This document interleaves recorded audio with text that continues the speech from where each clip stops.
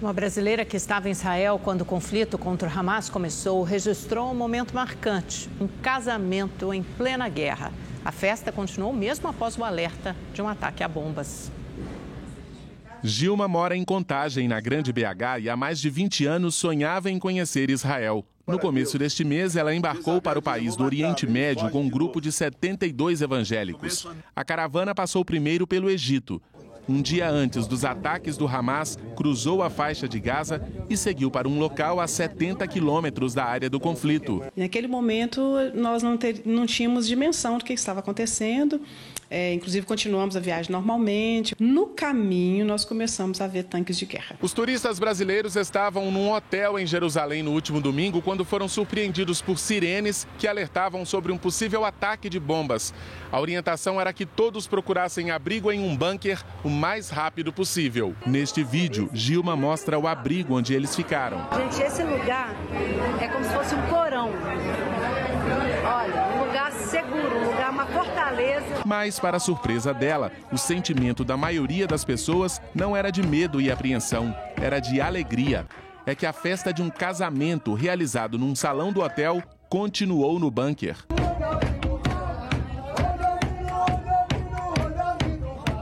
Aí eles celebravam, comemoravam, e nós perguntamos para eles, né? Pessoas lá do nosso grupo falavam inglês, e eles responderam que eles estavam ali comemorando a vida. Segundo a brasileira, o noivo estava com o exército de Israel na faixa de Gaza e foi liberado para antecipar o casamento. Eles estavam comemorando muito, muito felizes, muito alegres. E assim, a gente não tem essa dimensão, né? Porque nós, como a gente nunca passou por essa situação, de ter alegria, né? Ter paz em meio a uma guerra. Gilma voltou para casa no primeiro voo da FAB, que trouxe 211 brasileiros resgatados da guerra. Ela desembarcou ontem à tarde no aeroporto de Confins, cheia de histórias para contar, apesar do conflito. Nós amamos tanto aquele povo, aquele local, que, né, eu não temi. Inclusive de ficar, local maravilhoso, muito lindo, e eu pretendo voltar. É tudo muito triste, né? Lembrando que já há quase 500 crianças e mulheres mortas do lado palestino, além, claro, de toda essa violência que o Hamas perpetrou contra Israel, que hoje foi mostrada, aliás, de forma muito gráfica pelo próprio governo de Israel, que vem mostrando essas fotos tanto para o secretário de Estado norte-americano, quanto divulgando, inclusive, nas redes sociais, bebês mortos, uma selvageria pura. Bom, o governo brasileiro vai deixar uma aeronave de prontidão no aeroporto de Roma, na Itália, para buscar os brasileiros que estão na faixa de Gaza, assim que houver a liberação, brasileiros como essa jovem que a gente acabou de mostrar e que demonstraram vontade de retornar ao país. Quem tem mais informações é a repórter Maria Ferreira, de Brasília. Maria, cadê você? Está aí. Maria, boa noite. Essa viagem, essa aeronave, já decolou hoje à tarde, né? Já sim, Amanda. Boa noite para você, para o Augusto e a todos que nos acompanham. O governo federal destinou, em caráter de urgência, um avião, ou avião presidencial, na verdade, que tem capacidade para 40 pessoas para essa missão. Essa aeronave decolou às 4h30 da tarde, no horário de Brasília, e a expectativa é que ele chegue no aeroporto de Roma, na Itália, às 6 da manhã desta sexta-feira, no horário local. A tripulação vai aguardar orientações assim que houver autorização, né, que eles cruzem a fronteira entre o Egito e a faixa de Gaza para buscar esses cerca de 30 brasileiros que estão no território palestino. Ontem, o ministro das Relações Exteriores, Mauro Vieira, falou por telefone com o chanceler egípcio Sameh Shoukry e pediu ajuda para transportar os brasileiros em segurança e por terra. As negociações travaram porque a fronteira entre a faixa de Gaza e o Egito foi bombardeada. Então, eles precisam esperar o local ficar seguro novamente para, assim, viabilizar um corredor humanitário para que os brasileiros consigam atravessar essa fronteira. E também havia um temor do governo do Egito de que esses brasileiros se refugiassem lá. Já a retirada dos brasileiros que estão em Israel prossegue. O terceiro voo com 69 repatriados saiu de Israel ao meio-dia no horário de Brasília. Foram programadas 2 escalas e a aeronave deve chegar em Recife pela madrugada e em São Paulo às 3 da tarde desta sexta-feira. Até o momento, 494 brasileiros já deixaram Israel. Muitos deixaram para trás amigos, trabalho e sonhos. É o caso, por exemplo, do Henrique Vax, um jovem que tem planos de se tornar um jogador de futebol. Ele conversou com a gente sobre a vida dele lá em Israel e ele fala, inclusive, que pretende voltar. Vamos acompanhar na reportagem.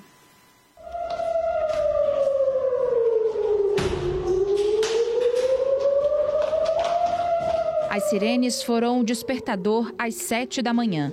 Henrique, de 17 anos, estava no apartamento em Tel Aviv. A minha reação foi não ter reação, né?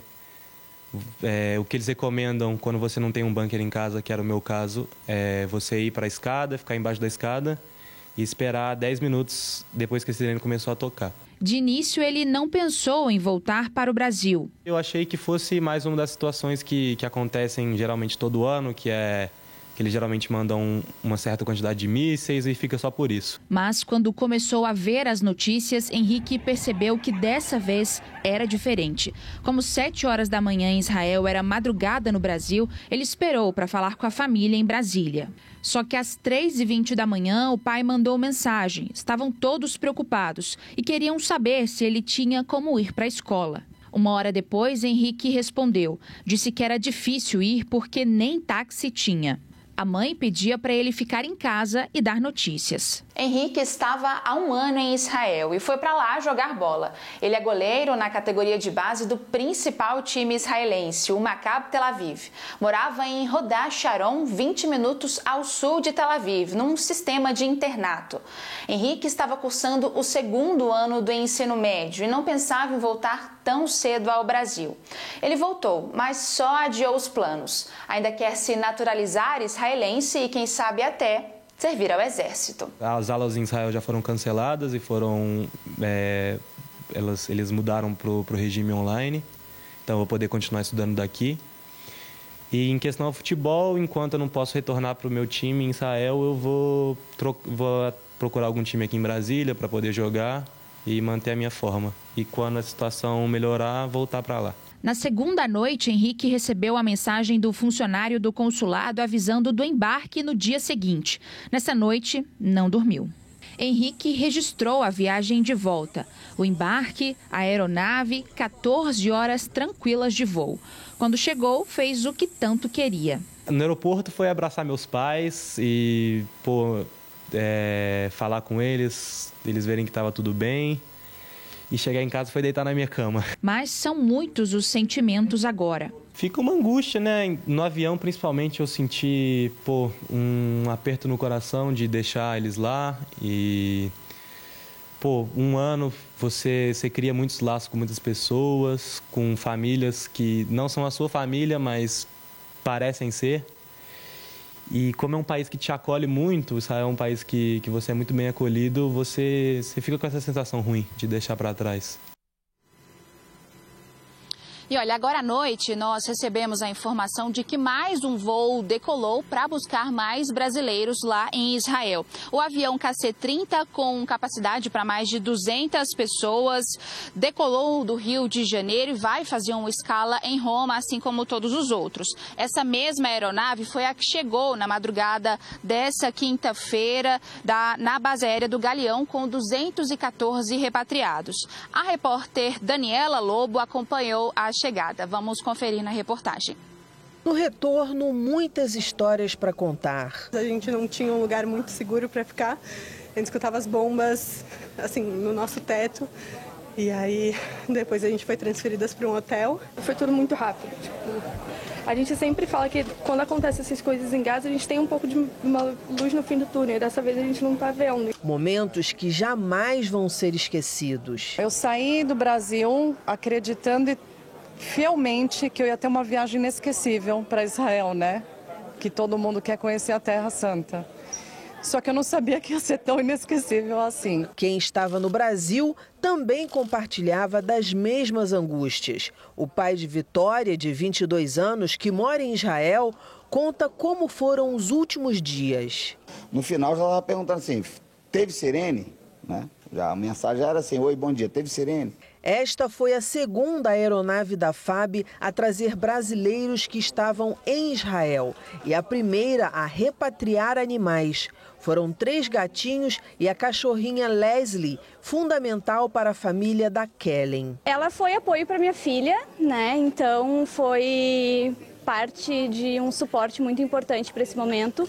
A gente conseguiu não demonstrar para minha filha o que estava acontecendo e ela ajudou muito nesse processo, mas foi muito tenso, a gente teve muito medo. Dona dos gatinhos, a jornalista Carolina Rizzo retornou com o marido e 2 filhos pequenos. É traumático, você escuta as explosões, né, no ar do sistema, o Iron Dome, né, das forças aéreas israelenses, eles explodem a maioria, né, desses mísseis no ar. Você não sabe se a explosão é em terra, se é no ar, o que está acontecendo, se fica trancado. A terceira aeronave já decolou de Tel Aviv com 69 brasileiros e deve chegar a São Paulo nesta sexta-feira. Já a quarta e a quinta aeronaves, com mais 420 repatriados, devem chegar ao Brasil até domingo. Minha casa é lá. Eu vou voltar quando estiver mais calmo, mas é bom saber também que a gente está em segurança, que os meus pais estão menos preocupados e que a gente pôde voltar com tanta segurança, né, com a Força Aérea Brasileira. Eu fiquei muito feliz que eu consegui esse voo, muito feliz. Assim, meu coração está completamente em paz. É um bom momento, né, para pedir pela paz e pelas crianças que têm sofrido tanto nessa guerra já. E olha, outubro é o mês da conscientização sobre o câncer de mama. E alguns projetos sociais têm resgatado a autoestima das mulheres em tratamento. Próteses e perucas são oferecidas de graça. Silvana recebeu o diagnóstico de câncer de mama há 2 anos e precisou retirar um dos seios. Após o tratamento, o desejo dela era voltar a ser como antes. E foi aí que conheceu o projeto Flow. Meu oncologista sugeriu fazer a pigmentação. Mas a pigmentação não tem a textura e nem o volume que tem a prótese aureolar. E aí eu fui buscar referências. E a Natália. E ele surgiu com o intuito da gente fazer prótese idêntica à real, com silicone médico, para doar para as mulheres que foram mastectomizadas, né? Passaram pelo câncer de mama. Como aqui a gente já faz a reconstrução com micropigmentação, só que é um desenho. E eu sentia que elas queriam um bico. E é importante dizer que a gente não doa só em outubro. A gente doa o ano todo e para todos os países, porque a gente consegue enviar por correio. Em 4 anos, mais de 50 mil próteses já foram doadas. Elas são idênticas às areolas naturais e só precisam de manutenção a cada 40 dias. Uma iniciativa que devolve a autoestima às mulheres com câncer. A maioria delas tem vergonha de se olhar no espelho sem o bico do seio, tem vergonha do marido, tem vergonha de muitas coisas, né? E quando elas têm de novo o bico, é como se devolvesse a feminilidade delas. A perda dos cabelos também está associada ao tratamento oncológico. E para algumas mulheres, isso pode ser ainda mais delicado. Fica chateado, fica com autoestima baixa. Para ajudar essas mulheres, a Andréia, que é cabeleireira, criou o projeto Replicabelos há 17 anos. Cerca de 300 perucas são doadas por ano para todo o país. E se você fizer uma pesquisa, 17 anos atrás, para trás, a gente não tinha essa cultura de doação. Mas como eu dava aula para cabeleireiro, e às vezes eu tinha 5.000 alunos num ano, né, de formação, então eles foram replicando. E aí foram surgindo outros projetos do meu projeto. Pacientes que recebiam A imunização diminui o risco do paciente desenvolver a forma mais grave da doença e diminui também a circulação do vírus. Em menos de 30 dias, as internações por Covid cresceram 35% no estado de São Paulo. No dia 5 de setembro, eram 665 pessoas internadas com... No Sudeste e no Centro-Oeste, e menos casos na região Nordeste e Norte. Entretanto, eles têm observado que esses casos que levam a hospitalizações têm ocorrido mais em pessoas idosas e pessoas com doenças crônicas. Por exemplo, paciente com ciência cardíaca, diabetes, pacientes usando quimioterápicos e imunossupressores.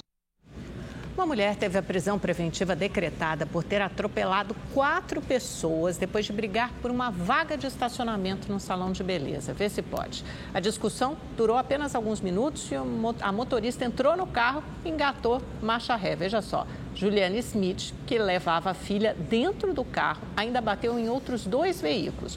Ela foi indiciada pelo crime de tentativa de homicídio contra as vítimas e também será responsabilizada pelos danos aos veículos. O caso ocorreu na noite de quarta-feira em Taboão da Serra, na Grande São Paulo. Ninguém se feriu gravemente. No Ceará, crianças e adolescentes aproveitaram o 12 de outubro, Dia da Criança, na água, velejando, aprendendo kitesurf. O colorido do kitesurf combina com criança e aos poucos elas vão chegando. Na praia do Cumbuco, em Caucaia, cidade vizinha de Fortaleza, a pequena Thaís, de 8 anos, aprende a controlar a pipa do kite que se agita com a força do vento.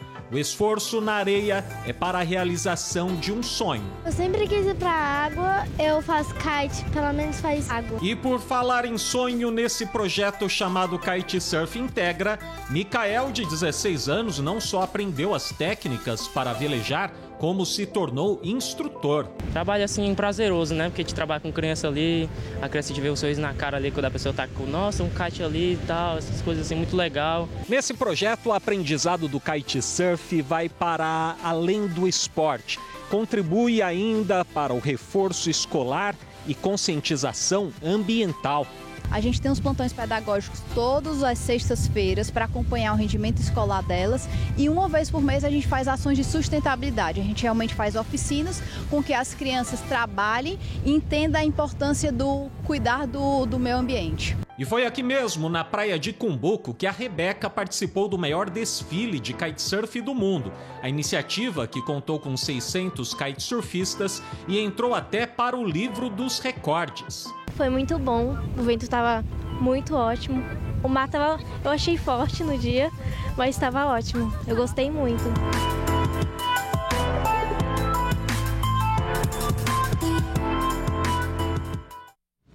Olha, nós vamos para um rápido intervalo e o Rede TV News volta em seguida. Não sai daí, é bem rapidinho. A Brasil Game Show abriu hoje as portas ao público com novidades em jogos eletrônicos para todas as idades. O evento deve atrair 300 mil visitantes até domingo.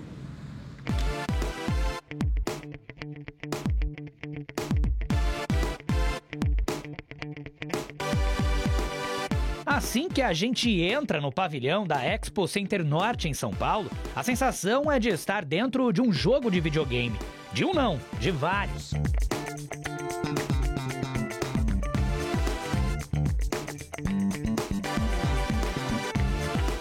A Brasil Game Show está na sua 14ª edição. É a maior feira de games da América Latina.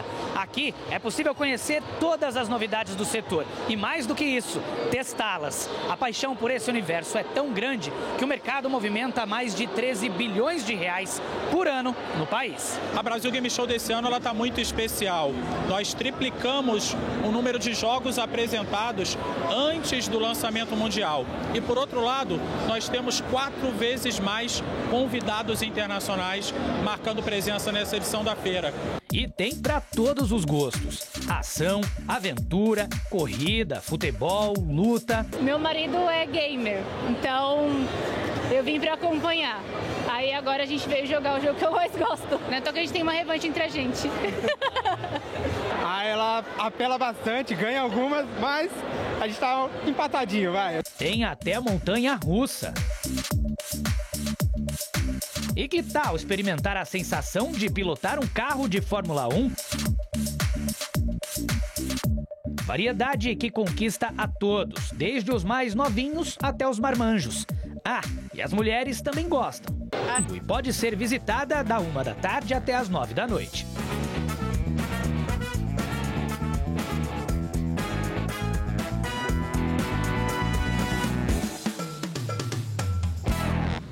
Hora da previsão do tempo com o Igor Silveira. Igor, todo mundo quer saber como vai ficar o resto desse feriado. Ontem eu lembro que você mostrou aquele mapa, né, com uma faixa verde escura, assim, indo, principalmente pegando sul e sudeste. Deu chuva aqui em São Paulo, mas choveu forte, principalmente no sul. Isso continua? Boa noite, Amanda. Boa noite, Augusto. Boa noite para você que está em casa. Olha, ontem eu comentei aí da previsão de chuva aí no sul do país e como a gente vê aí nas imagens, choveu bastante por lá. Em Santa Catarina, ruas ficaram alagadas e mais de 13 mil pessoas estão desabrigadas e 161 municípios decretaram emergência. Amanhã essa chuva perde força por lá, mas aí o tempo fica um pouco mais friozinho aí no sul do país. Esta instabilidade vem para o sudeste e derruba as temperaturas, principalmente em São Paulo. Como a gente vê aqui, ó, nessa tela, 18 graus amanhã e no sábado e 23 graus no domingo e com previsão de chuva forte, que pode inclusive causar alagamentos, viu? Agora, Manaus já amanheceu pelo segundo dia consecutivo com uma forte fumaça. Tudo isso por causa de queimadas irregulares e também o calor que faz lá na região. Setembro e outubro. Amanhã esse quente e seco. Amanda, Augusto. Obrigado, Igor. Obrigada. Boa noite para você. E olha, em São Paulo, um protesto dos metroviários pegou a população de surpresa em pleno feriado. 3 linhas do metrô chegaram a ficar fechadas. Ao vivo, o repórter David Diogo traz os detalhes para a gente. Boa noite, Diogo. Boa noite, Augusto, Amanda e a todos que nos acompanham. Pois é, Augusto, as linhas 1 azul, 3 vermelha e 15 prata paralisaram aí na manhã de hoje. A linha 2 verde foi afetada e os 3 funcionaram com um intervalo maior. Mesmo no feriado, a situação causou transtorno para muita gente. Alguns tiveram que usar os ônibus para chegar ao destino. O serviço só foi retomado por volta das 2h da tarde. Segundo o Sindicato dos Metroviários de São Paulo, a paralisação foi motivada após o metrô aplicar 5 advertências escritas para operadores de trens que se recusaram a dar um treinamento para outros funcionários, o que, ainda de acordo com o sindicato, seria uma retaliação à greve ocorrida no último dia 3. Em nota, o metrô informou que foi surpreendido pela paralisação de hoje e que, mais uma vez, o Sindicato dos Metroviários prejudica a população com pautas de interesse próprio e sem diálogo. O governo do estado de São Paulo disse que a advertência não tem qualquer relação com a greve e que ela poderia ser questionada administrativamente e judicialmente sem prejudicar os passageiros. Amanda. Obrigada, David. Boa noite. E olha, o Rede TV News faz uma rápida pausa, volta em seguida.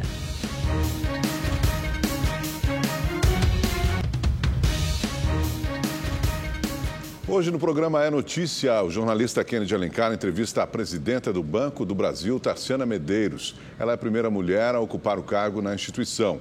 Na entrevista, Tarciana Medeiros enfatizou a representatividade de seu cargo, principalmente junto ao público LGBT+. Eu te confesso que até assumir o cargo de presidenta do Banco do Brasil, eu não tinha ideia do poder dessa representatividade. Junto com o cargo de presidenta do banco, veio toda a representatividade de ser quem eu sou, trouxe. Então, ser uma mulher negra, nordestina, paraibana, LGBT, mãe de 3 filhos, casada com o Daniele, trouxe uma voz, deu eco a muitas vozes que eu percebi não ter um lugar de fala.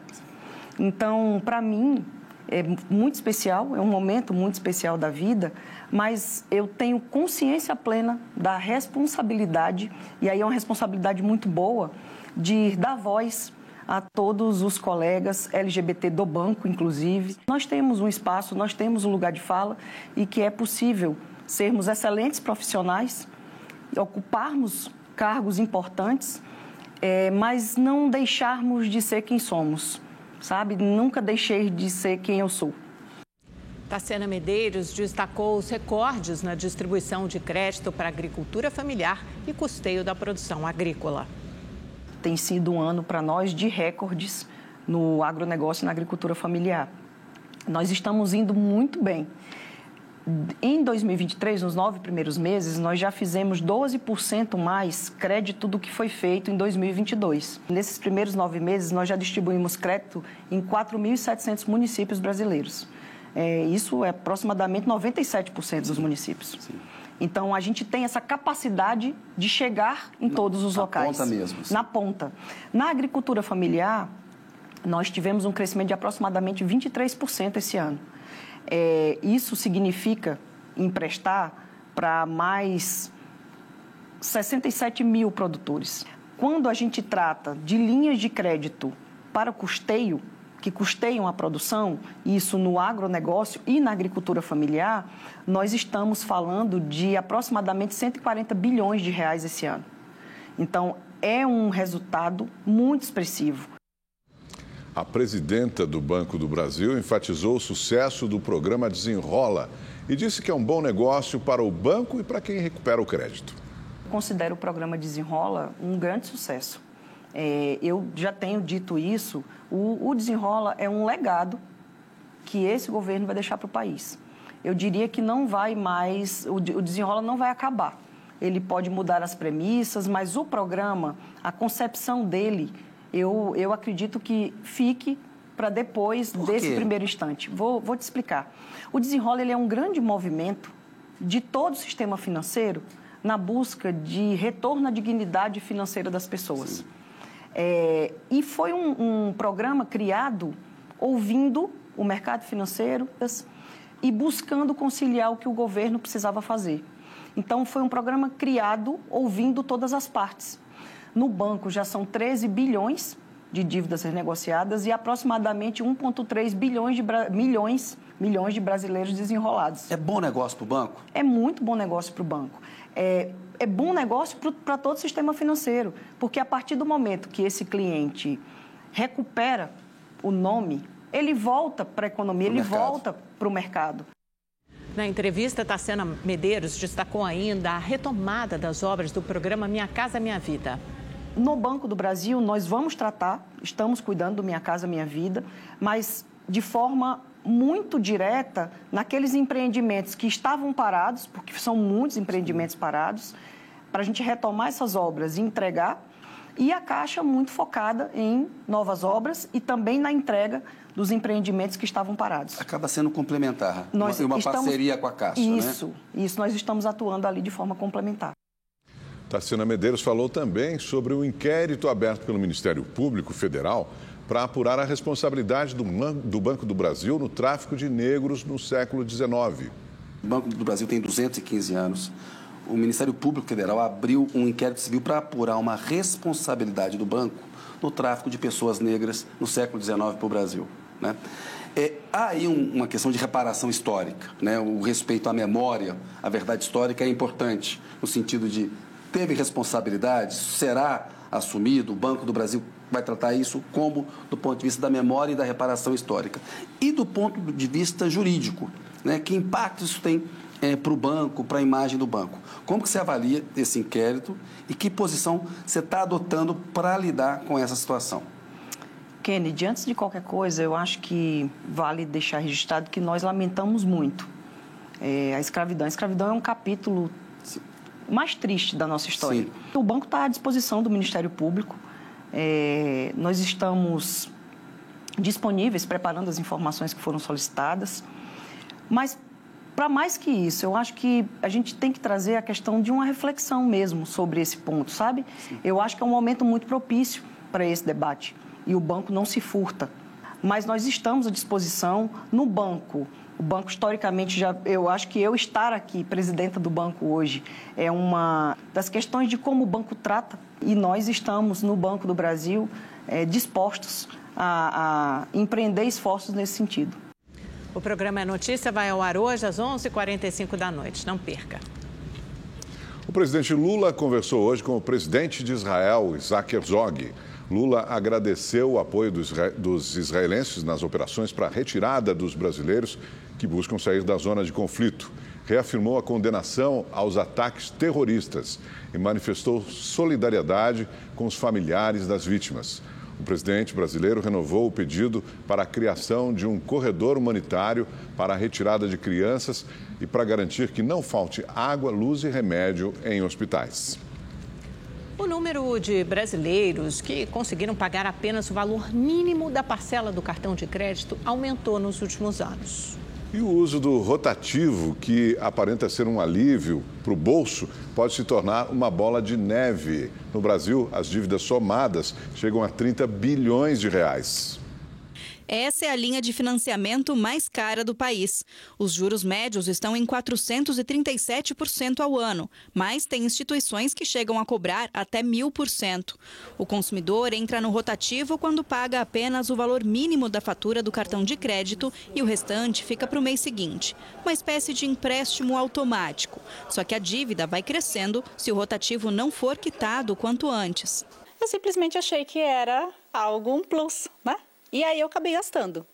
E aí chegou um momento que eu não consegui mais pagar. Fabiana ficou no rotativo por 1 ano e meio. Virou uma bola de neve. E isso é bastante comum no Brasil.